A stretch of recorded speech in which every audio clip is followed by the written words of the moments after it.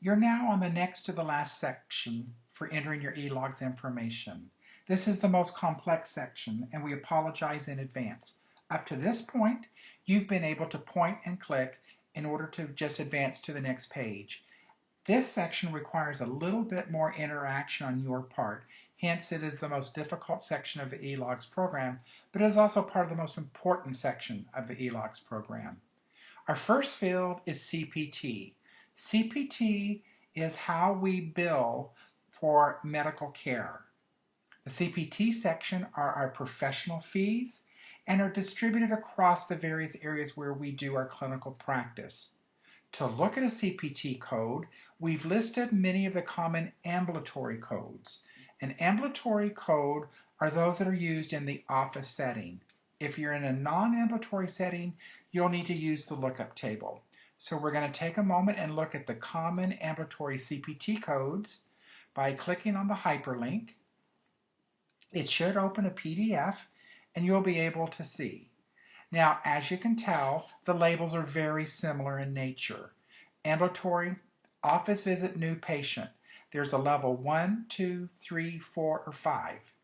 For established patient, there's also levels 1, 2, 3, 4, and 5. For preventative visits, such as well-child exam, well-woman exam, they're driven by the discern of either being a new patient or an established patient. And then you must know the age of the patient. So you ask yourself, what is the difference between a level 1, a level 2, a level 3, a level 4, and a level 5? I'd like to refer you back to our home page in just a moment and show you that we've already got a quick start guide to help you differentiate that. So let's say you're not in an ambulatory setting and you want to look up a code. So we're going to put our cursor in CPT number 1 and we're going to go to the lookup table. We click on the link for the lookup table and there's our evaluation and management codes that are automatically updated. So here we have evaluation and management code for office and outpatient settings, hospital settings, subsequent care, consultations, inpatient, emergency room.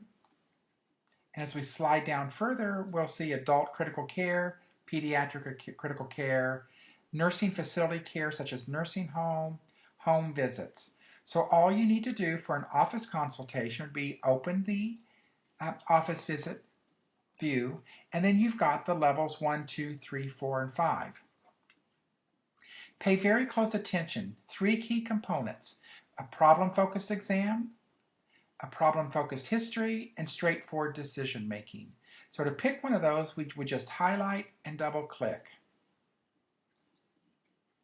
You'll notice that it goes into the form for you and closes your box. We're now going to move to ICD-9 and ICD-10. In October 2014, ICD-10 was to become the national standard. It has since been delayed to October 1st, 2015. So we offer both right now, the ICD-9 field and the ICD-10 field. Because of the time that you're in a student role right now, you should be comfortable with both ICD-9 and ICD-10. But you can't enter both into our system. You can only enter one, either the 9s or the 10s.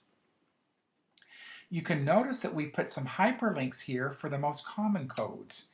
If your patient has one of those diagnoses, go ahead and use that code so that you don't have to use the interactive lookup table. So it is a long list. I recommend you download it and print it out. If you know the code, such as URI nonspecific, J06.9, all you have to do is just type in J06.9. You don't have to use any lookup table. So these are meant to be quick guides. They do not substitute for knowing the whole architecture of the system. So we're going to go look up another code, and we're going to look up a well-child code. So we're going to put our cursor in ICD number 2, use the lookup table. The first time your lookup table opens, it will take a little bit longer than normal. It does get faster the more frequent that you open the table. That's because your system remembers where you've been. ICD-10 is organized and is explained thoroughly in the quick page instructions at the top. we're going to be looking up a well child. So that's factors influencing health status or contact with the health services. So we're going to expand that view by opening the plus sign, scrolling down, persons entering healthcare services for examination. We're going to open that up. General exam without complaint. We can open that view. And then we want newborn, infant, or child health. We'll open that view. And routine child health exam. So it becomes Z00.12, I'm sorry. So, and we can open that one up. And it says with normal findings and without abnormal findings. So we'll make this a normal well child exam. So we'll just double click on that one and that will post it in. Now I'm going to take those out to show you the ICD-9. So in ICD-9 we're going to put our cursor in box number 1. We're going to go over to the look table and here we have the options of an ID or a description. So we want to find diabetes. So we're going to use the description field and type the word diabetes.